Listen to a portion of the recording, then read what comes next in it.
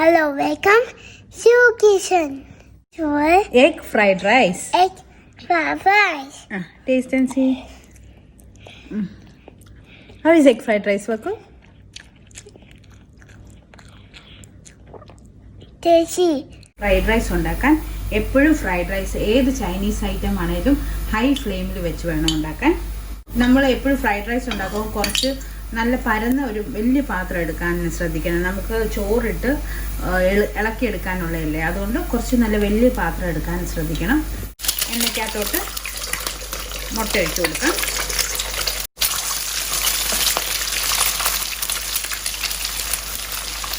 കുറച്ച് ഉപ്പിട്ട് കൊടുക്കണം.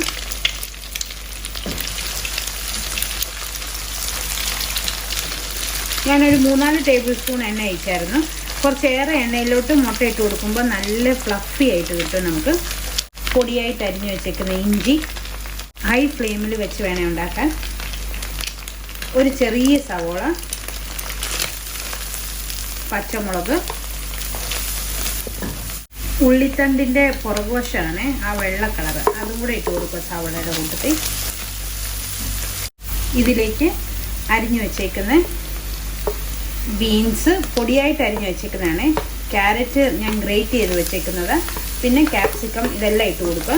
നമുക്ക് ഹൈ ഫ്ലെയിമിലിട്ടൊന്ന് വഴറ്റിയെടുക്കാം. നമ്മൾ മുട്ടയ്ക്കകത്ത് കുറച്ച് ഉപ്പിട്ടായിരുന്നു. ഈ വെജിറ്റബിൾസിലോട്ടും ഞാൻ കുറച്ച് ഉപ്പിട്ട് കൊടുക്കുന്നുണ്ട്. കുറച്ചിട്ടാൽ മതി.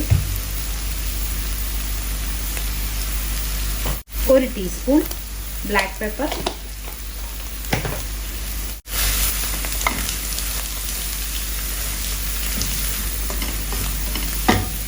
ചെറുതായിട്ടൊന്ന് കടിക്കാൻ കിട്ടണം വെജിറ്റബിൾസ്. ഒരുപാട് അങ്ങനെ നമുക്ക് വേവിച്ചെടുക്കണ്ട.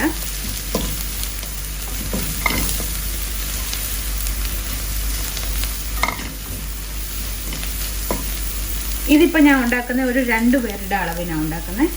നമുക്ക് ഇതുപോലെ വെജിറ്റബിൾസ് ഒക്കെ അരിഞ്ഞ് ഇപ്പോൾ ഗസ്റ്റ് ഒക്കെ ഉണ്ടെങ്കിൽ നല്ല പെർഫെക്റ്റ് ആയിട്ട് കടയിൽ കിട്ടുന്ന പോലെ ഉണ്ടാക്കി കൊടുക്കണമെങ്കിൽ ഏറ്റവും നല്ലത് വെജിറ്റബിൾസ് ഒക്കെ ഇങ്ങനെ അരിഞ്ഞു വെച്ചിട്ട് അന്നേരം 1-2 പേർക്ക്, നമ്മുടെ മീൻസ് റെസ്റ്റോറൻറ്റിലെ പോലെ വലിയ പാത്രങ്ങളൊന്നും കാണത്തില്ല, ചെറിയ പാത്രത്തിൽ 1-2 പേർക്കുള്ളത് മാത്രം ഇതുപോലെ ഉണ്ടാക്കി കൊടുക്കുകയാണെങ്കിൽ നല്ല ടേസ്റ്റ്. ഇച്ചിരി ടൈം കൺസ്യൂമിങ് ആണ്, എന്നാലും ഈ വെജിറ്റബിൾസ് എല്ലാം ഇങ്ങനെ വഴറ്റി വെച്ചിട്ട് 2 പേർക്കുള്ള ചോറിട്ട് വഴറ്റി കൊടുക്കുകയാണെങ്കിലും എളുപ്പമാണ്.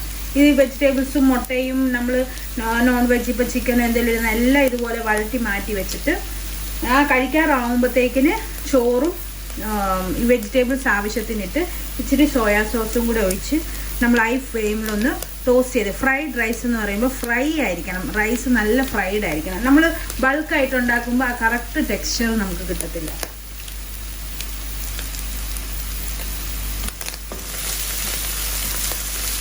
ആവശ്യത്തിനുള്ള ഇത് ചോറ് ഞാൻ വേവിച്ച് ഫ്രിഡ്ജിൽ വെച്ച് തണുപ്പിച്ചതാണ്. നമുക്ക് എത്രയാണ് വേണ്ടതെന്ന് വെച്ചാൽ ആ വെജിറ്റബിൾസിന് എത്രയാണ് നമുക്ക് ചോറ് വേണ്ടതെന്ന് വെച്ചാൽ അതനുസരിച്ച് നമുക്ക് ഇട്ട് കൊടുക്കാം. നല്ല ഹൈ ഫ്ലെയിമിലിട്ട് വേണം കുക്ക് ചെയ്യാൻ. നമ്മുടെ ചോറ് ശരിക്കും ഫ്രൈ ആവണം. 2 ടീസ്പൂണോളം ഡാർക്ക് സോയാ സോസ് ഒഴിച്ച് കൊടുക്കുന്നുണ്ട്.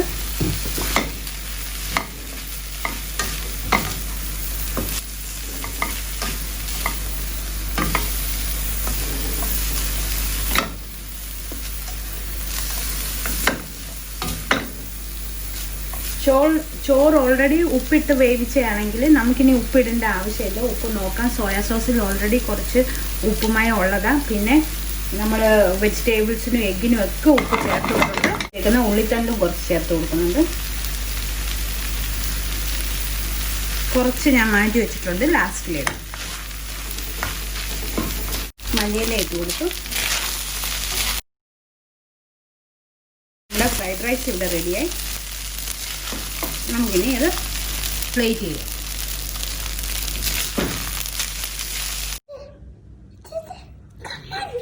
ഈ നമ്മുടെ ഫ്രൈഡ് റൈസിലേക്ക് ഒരു എഗ് ബുൾസൈയും കൂടെ നമുക്ക് ഇതുപോലെ ഇത് മിക്സ് ചെയ്ത് തിന്നാൻ നല്ല ടേസ്റ്റാണിത്. നമ്മൾ എഗ് ഫ്രൈഡ് റൈസ് അല്ലേ ഉണ്ടാക്കിയത്. ഈ ഒരു എഗ് ബുൾസൈയും കൊണ്ട് നമ്മുടെ എഗ് ഫ്രൈഡ് റൈസ് കംപ്ലീറ്റ് ആവും. ഞാൻ ഇനി ടേസ്റ്റ് ചെയ്തിട്ട് പറയാവേ.